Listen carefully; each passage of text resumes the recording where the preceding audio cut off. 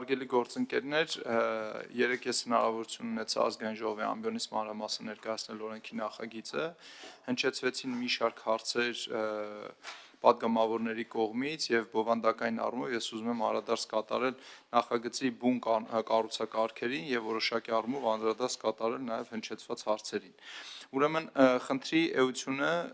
կայանում է նրանում, որ ընդունված օրենսդրական փաթեթներով մենք արգելք սահմանեցինք 2022 թվականից հետո կառուցված ինքնակամ շինությունների համար, օրինականացման համար եւ մենք շարունակում ենք այդ ուղղությունը պահել այսօր էլ բազմաթիվ հարցադրումներ են հնչում քաղաքացիների կողմից, որ 2023-24 թվականներին կառուցված ինքնակամների ճակատագիրը ոնց է լինելու, ես ուզում եմ մեր բնակչությանը, մեր հարգարժան քաղաքացիներին հորդորել, որ ձեռնպահ մնան ինքնակամ կառուցապատման իրականացումից, հարգելի քաղաքացիներ, որովհետև 2022 թվականից օրենսդրական արգելքը սահմանված է եղել, դա մեծ թափով լուսաբանված է եղել եւ համապատասխանաբար տարբեր հարթակներով, հանրային հեռուստատեսությամբ, սոցիալական կայքերով պարզաբանվել է, որ այլևս որևէ ինքնակամ կառույց այդ թվականից հետո օրինականացման ենթակա չի լինելու եւ բուն նպատակը սրա երեք փորձ կատարվեց ներկայացնել, որ մենք ինչ որ արգելքներ, քանդումներ եւ տարբեր ինչ որ միջոցառումներ ենք նախատեսում, բայց իրականում հետեւյալն է սրա բուն նպատակը, մենք պետք է ընդհանուր առմամբ մեր մոտեցումը մեր միջավայրի հանդեպ ձևավորենք եւ այդ մոտեցման ձևավորման հիմքում շատ կարեւոր է, որպեսզի մենք կարողանանք միջավայրի հանդեպ ցուցաբերել այն հարգանքը, այսպես ասված, որ էսթետիկ տեսքը կարողանանք պահպանել, էկոլոգիական նշանակությունը կարողանանք պահպանել եւ միևնույն ժամանակ բարձրացնել անվտանգային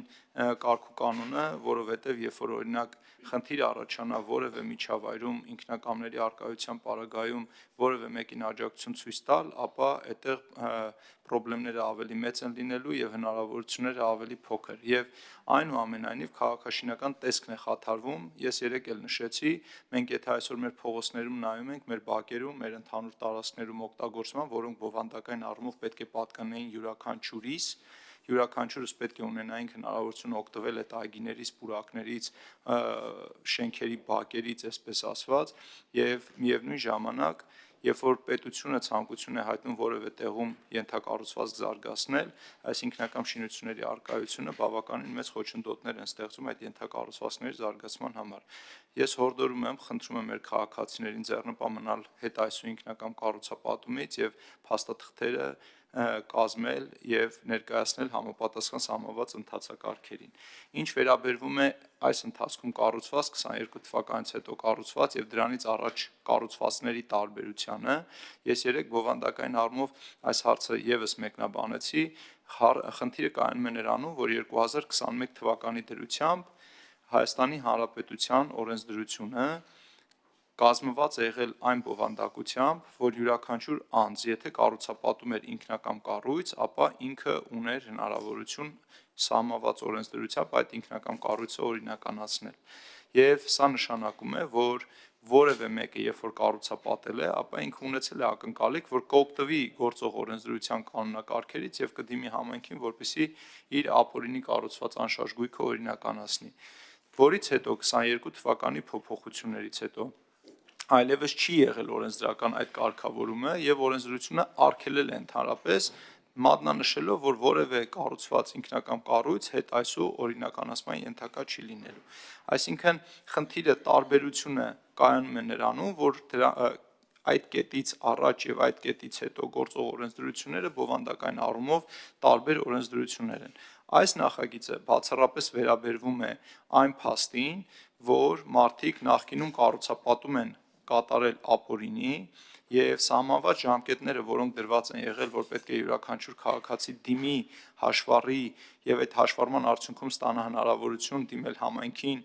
հայցելով օրինականացման որոշման կայացում, մարդիկ ուղղակի բաց են թողել ժամկետներ եւ այս նախագիծը բացառապես վերաբերվում է այդ ժամկետներին եւ առանձին հատվածով հանրային սեփականություն համարվող, այսինքն պետական համայնքային սեփականություն համարվող գույքերի համար կառավարությանը թույլ է տալիս սահմանել ցանկ, որոնք առանձին ընթացակարգով եւս օրինականացման ենթակա կլինեն։ Այսինքն մենք այս նախագծով մեր քաղաքացիներին եւս մեկ անգամ, վերջին անգամ տալիս ենք հնարավորություն խնդրելով իրենց ներգրավել այս process-ներին, լինել ակտիվ, հաշվառել իրենց կողմից կառուցված ինքնակամ կառույցը, չթողնել վերջին օրերին, որպեսզի երեկվա այն հարցնել, որ բա չափագրողներ դուք չեք կարողացել ապահովել, որպեսզի իրենք հասցնեն այս ամեն ինչը իրականացնեն, այդպես տեղի չունենա, ինչի համար, որովհետև բոլոր շրջաններում, համայնքներում, բոլոր մարզերում կան գործող համապատասխան որակավորման ընկերություններ, եւ ես երեք նշեցի, որ մենք ամիսներ են եղել, որ հաշվառման փաթեթների քանակը եղել է 100,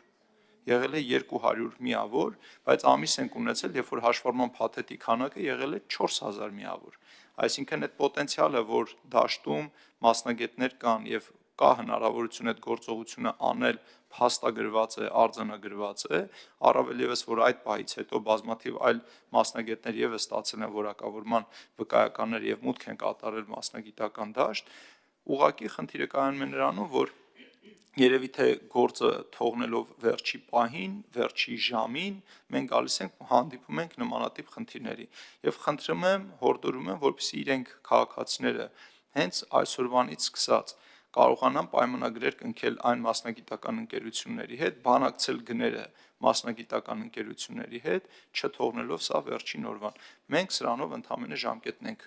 բաց թողնված ժամկետի համար եւս մեկ հնարավորություն ենք տալիս։ Սա է բովանդակային նախագիծը, խնդրում եմ կողմ քվեարկել, առաջարկությունները եղել են տեխնիկական բնույթի առաջարկություններ, բովանդակային առաջարկություններ չկան, լրամշակված է եւ նախագիծը ներկայացված, շնորհակալություն։